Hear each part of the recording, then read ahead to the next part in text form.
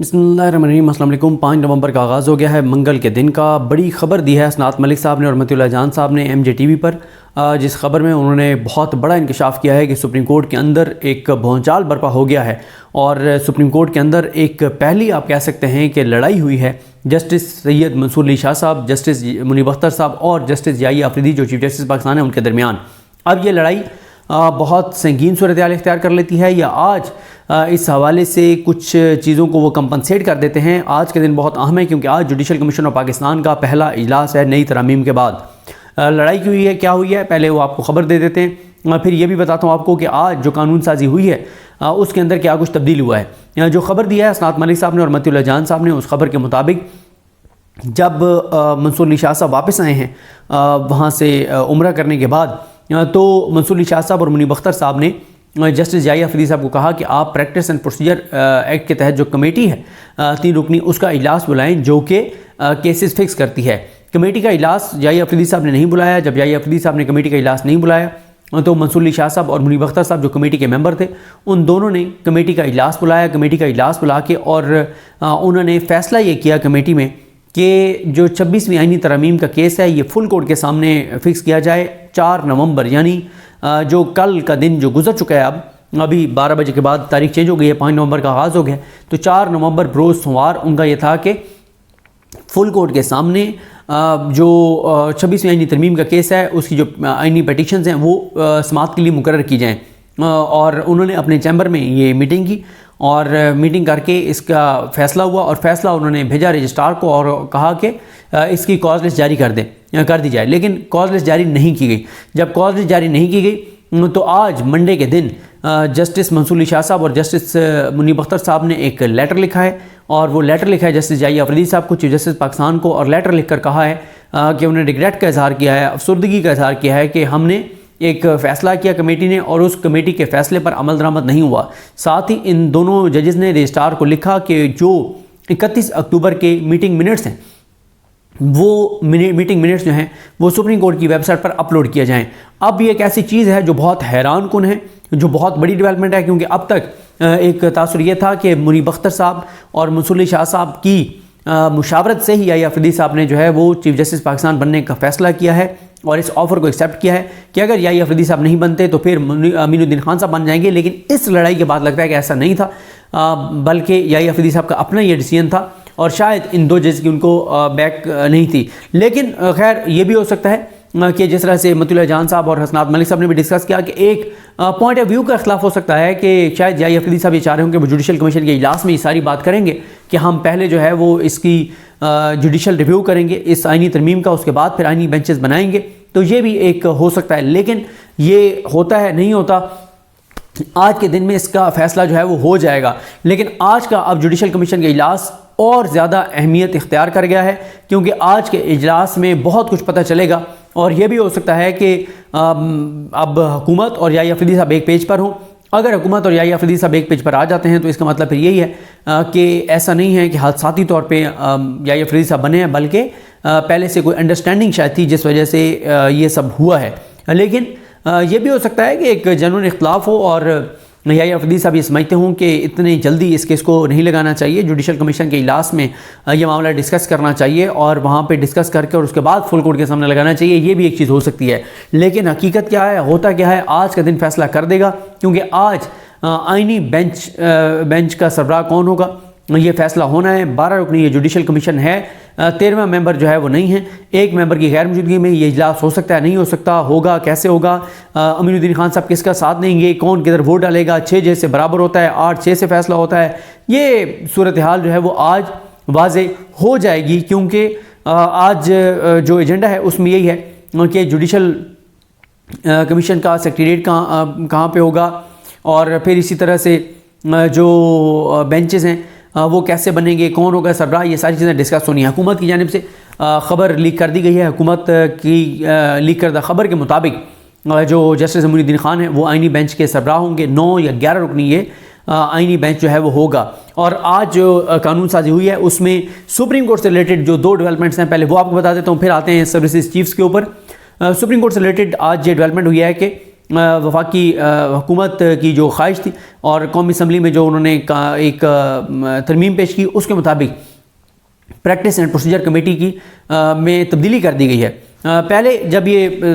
Practice and procedure آیا تھا تو اس وقت یہ تھا کہ چیف جسٹس پاکستان اور سینئر ترین جج اور ان کے بعد جو سینئر جج ہے، ان تین پر مشتمل ایک کمیٹی ہوگی۔ پھر جب 63A والا کیس نہیں لگ رہا تھا اور منصور علی شاہ صاحب اور منیب اختر صاحب اپنے حلف کے مطابق چل رہے تھے، آئین اور قانون کے مطابق چل رہے تھے، تو پھر یہ ہوا کہ جو نون لیگ ہے اور حکومت ہے انہوں نے آرڈیننس کی منظوری دی، زرداری نے آرڈیننس جاری کیا کہ منیب اختر صاحب کو کمیٹی سے نکال دیا گیا اور قاضی فائز عیسیٰ نے جسٹس امین الدین خان صاحب کو اس کمیٹی میں ایڈ کر لیا۔ پھر کیا ہوتا ہے کہ قاضی صاحب ریٹائر ہوتے ہیں، ریٹائرمنٹ کے بعد جو یحییٰ افریدی صاحب ہیں وہ حلف اٹھانے کے بعد پہلے دن ہی کمیٹی کی تشکیل نو کرتے ہیں اور کمیٹی میں دوبارہ منیب اختر صاحب کو شامل کر دیتے ہیں۔ اور اس سے پہلے یہ ہوا تھا کہ منصور علی شاہ صاحب نے کمیٹی میں شرکت سے انکار کر دیا تھا کہ جب تک کمیٹی پرانی بحال نہیں ہوتی منیب اختر صاحب کو اس میں واپس نہیں لایا جاتا، یا فل کورٹ میٹنگ میں صدارتی آرڈیننس کو ڈسکس نہیں کیا جاتا، یا جوڈیشل سائٹ پہ فل کورٹ بیٹھ کے اس کا ریویو نہیں کرتے، اس کو دیکھتی نہیں ہے، تب تک وہ اس آرڈیننس کے تحت بنائی گئی کمیٹی میں نہیں بیٹھیں گے۔ خیر جب یہ کمیٹی بن گئی اور 8 9 10 اقدامات ایسے یحییٰ افریدی صاحب نے کیے جو ناقابل یقین تھے، ناقابل تصور تھے کہ یحییٰ افریدی صاحب کیسے یہ سارا کچھ کر سکتے ہیں، تو اس کے بعد ایک تاثر بن گیا کہ نہیں، یحییٰ افریدی صاحب، منصور علی شاہ صاحب، منیب اختر صاحب آن بورڈ ہیں اور حکومت کے لیے بڑا پریشان کن ہیں۔ لیکن اب حکومت نے جو ایک اور ترمیم کر دی ہے، اس کے مطابق حکومت نے یہ کیا ہے کہ منیب اختر صاحب کو ایک بار پھر کمیٹی سے جو ہے وہ نکال باہر کیا ہے۔ منیب اختر صاحب ایک بار پھر کمیٹی سے آؤٹ ہو گئے اور منیب اختر صاحب کمیٹی سے آؤٹ ہو گئے، تو اب کون آئے؟ اب حکومت نے یہ کیا ہے